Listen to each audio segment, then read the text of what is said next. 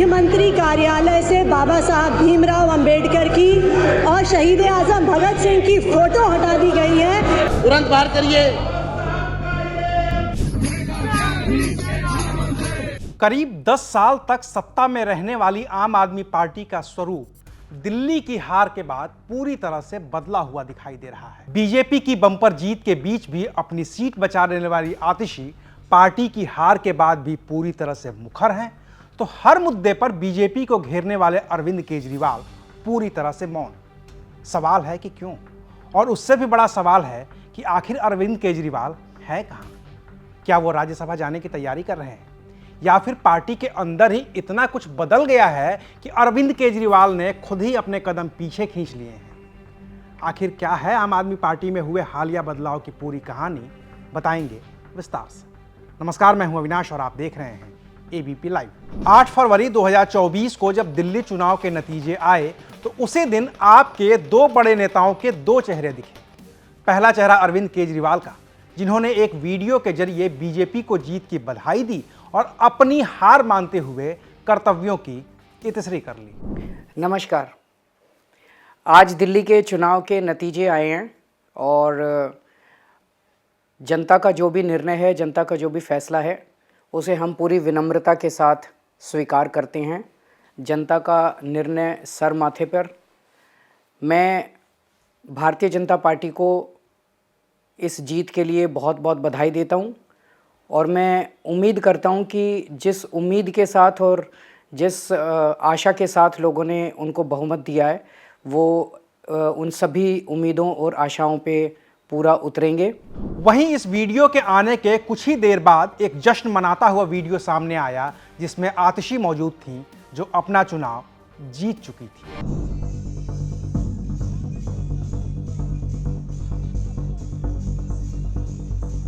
इन दोनों वीडियो की टाइमिंग और वीडियो में मौजूद भाव भंगिमा देखकर ही पॉलिटिकल पंडित अंदाजा लगाने लगे थे कि शायद सब कुछ ठीक नहीं है, और ऐसा करना स्वाभाविक भी था, क्योंकि पार्टी के दो टॉप चेहरे यानी कि अरविंद केजरीवाल और मनीष सिसोदिया अपना चुनाव हार चुके थे, जबकि बीजेपी लहर में भी रमेश विधोड़ी के सामने आतिशी ने जीत दर्ज की थी। इसके बाद अरविंद केजरीवाल ने दिल्ली के जीते हुए 22 विधायकों की बैठक नहीं बुलाई, बल्कि पंजाब के विधायकों को दिल्ली बुला लिया, बैठक की और फिर अदृश्य हो गए। जब दिल्ली में आतिशी को नेता प्रतिपक्ष बनाया जाना था तो अरविंद केजरीवाल उस बैठक में मौजूद रहे और उसके बाद किसी ने सार्वजनिक तौर पर अरविंद केजरीवाल को देखा ही नहीं है। जबकि दूसरी तरफ आतिशी ताबड़तोड़ बैटिंग कर रही हैं। मुख्यमंत्री पद की शपथ लेने के बाद जब रेखा गुप्ता ने मुख्यमंत्री कार्यालय से शहीद भगत सिंह और बाबा साहेब डॉक्टर भीमराव अंबेडकर की तस्वीरें हटाकर उनकी जगह महात्मा गांधी, राष्ट्रपति द्रौपदी मुर्मू और प्रधानमंत्री नरेंद्र मोदी की तस्वीरें लगवा दी तो आतिशी ने मोर्चा खोल दिया। फिर जब दिल्ली विधानसभा का सत्र शुरू हुआ और उपराज्यपाल वीके सक्सेना ने अपना अभिभाषण शुरू किया तो आतिशी ने सदन में भी आवाज उठाई, जिसका खामियाजा उन्हें और उनकी पूरी पार्टी को निलंबन के तौर पर भुगतना पड़ा। लिहाजा वो सदन के बाहर धरने पर बैठ गई। भारतीय जनता पार्टी ने बाबा साहब भीमराव अंबेडकर की फोटो की जगह नरेंद्र मोदी जी की तस्वीर लगा दी है। मुख्यमंत्री कार्यालय में जहां बाबा साहब भीमराव अंबेडकर की तस्वीर होती थी, अब नरेंद्र मोदी जी की तस्वीर लग गई है। विधानसभा के मुख्यमंत्री कार्यालय में जहां बाबा साहब भीमराव अंबेडकर की तस्वीर होती थी, अब नरेंद्र मोदी जी की तस्वीर लग गई है। दिल्ली सरकार के मंत्रियों के कार्यालय में जहां बाबा साहब भीमराव अंबेडकर की तस्वीर होती थी, वहां पर नरेंद्र मोदी जी की तस्वीर लग गई है। मैं भारतीय जनता पार्टी से ये पूछना चाहती हूँ कि आपको लगता है कि नरेंद्र मोदी जी बाबा साहब भीमराव अंबेडकर से बड़े हैं? मैं भारतीय जनता पार्टी से ये पूछना चाहती हूँ, आपको इतना अहंकार हो गया है कि आपको लगता है कि नरेंद्र मोदी जी बाबा साहब भीमराव अंबेडकर की जगह ले सकते हैं?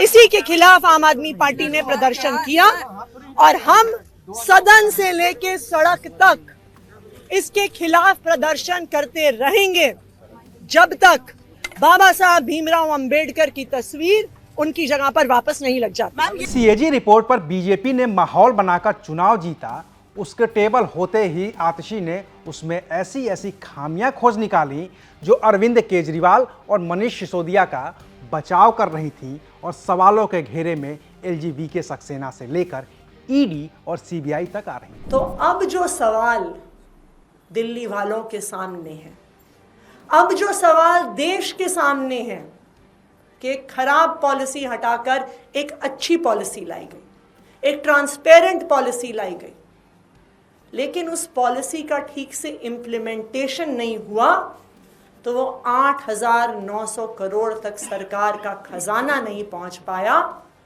2,000 करोड़ कम रह गया।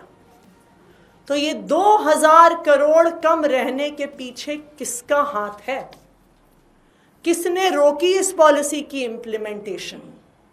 किसने ये 2,000 करोड़ का सरकारी खजाना बढ़ने से रोका? इस सीएजी रिपोर्ट के आधार पर उस पर इन्वेस्टिगेशन होना जरूरी है और मैं उम्मीद करती हूं कि उस पर इन्वेस्टिगेशन होगा, क्योंकि ये इम्प्लीमेंटेशन रोकने के पीछे 3 लोग जिम्मेदार हैं।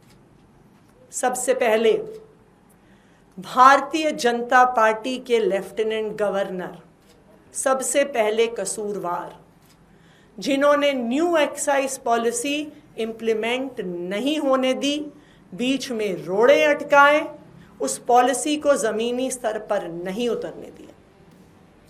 कसूरवार number 2 central bureau of investigation, जिसने इस पॉलिसी का 1 साल पूरा होने से पहले इस पॉलिसी के आधार पर एफआईआर करी।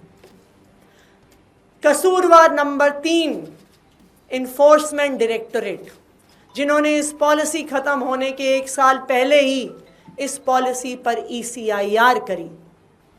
एलजी साहब की रोक टोक के बाद, सीबीआई की एफआईआर के बाद, ईडी की ईसीआईआर के बाद किसी भी अफसर की हिम्मत नहीं थी कि इस पॉलिसी पे फिर से साइन कर दें, और वो पॉलिसी जो 8,900 करोड़ रुपए प्रति वर्ष ला सकती थी, आज सीएजी की रिपोर्ट ये बता रही है कि उस पॉलिसी को ठीक से इम्प्लीमेंट नहीं किया गया। तो आज हमारी ये मांग है कि भारतीय जनता पार्टी के एलजी साहब, भारतीय जनता पार्टी की सीबीआई और भारतीय जनता पार्टी की इन्फोर्समेंट डायरेक्टोरेट पे इन्वेस्टिगेशन हो। इस सीएजी रिपोर्ट के आधार पर इन्वेस्टिगेशन हो कि पता तो चले कि आखिरकार क्यों इस पॉलिसी को रोका गया, क्यों 2,000 करोड़ का लॉस टू एक्सचेकर दिल्ली सरकार को करवाया गया। इस पर इन्वेस्टिगेशन होनी चाहिए और इस पर एफआईआर होनी चाहिए। 27 फरवरी को भी आतिशी ने सदन में जाने की कोशिश की तो पुलिस से उनका टकराव हुआ और वो सड़क पर ही जय भीम के नारे लगाते हुए धरना देने लगी।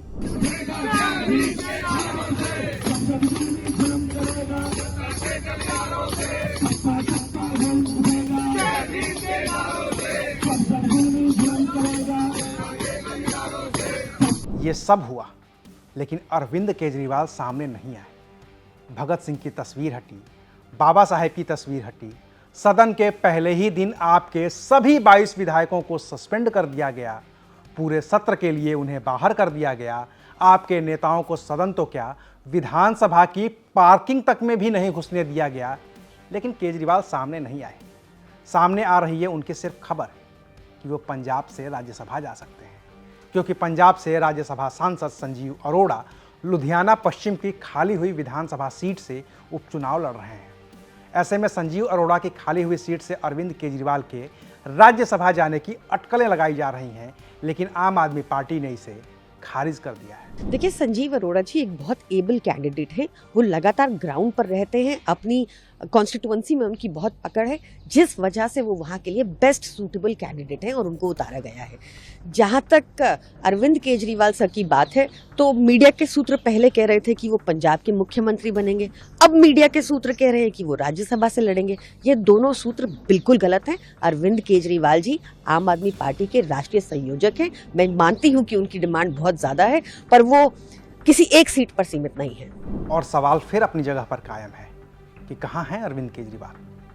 पार्टी के कुछ अंदरूनी लोग बताते हैं कि अरविंद केजरीवाल का पूरा ध्यान पंजाब पर है, जहां आने वाले विधानसभा चुनाव हैं, और दूध का जला छाछ भी फूंक फूंक कर पीता है। तो दिल्ली हारने वाले केजरीवाल पंजाब में अभी से ही सारे नट बोल्ट टाइट करने में लग गए हैं। कहा तो ये भी जा रहा है कि केजरीवाल पंजाब चुनाव से जुड़े हर एक आदमी से हर रोज मीटिंग कर रहे हैं और जमीनी स्तर पर कार्यकर्ताओं से फीडबैक भी ले रहे हैं। लेकिन इसके बाद भी केजरीवाल के पास इतना वक्त तो होगा ही कि वो उस दिल्ली को भी वक्त दे सकें जिसने उन्हें सत्ता के शीर्ष पर पहुंचाया था। ऐसे में वो सवाल फिर से उठेगा कि क्या दिल्ली में केजरीवाल की जगह और उनकी कमी को आतिशी ने पूरा कर दिया है और अब दिल्ली की राजनीति में फिलवक्त अरविंद केजरीवाल के लिए कोई गुंजाइश नहीं दिख रही है। इसके जवाब पर तुरंत पहुंचना थोड़ी जल्दबाजी होगी, इसलिए इंतज़ार करिए और देखते रहिए ABP लाइव। शुक्रिया।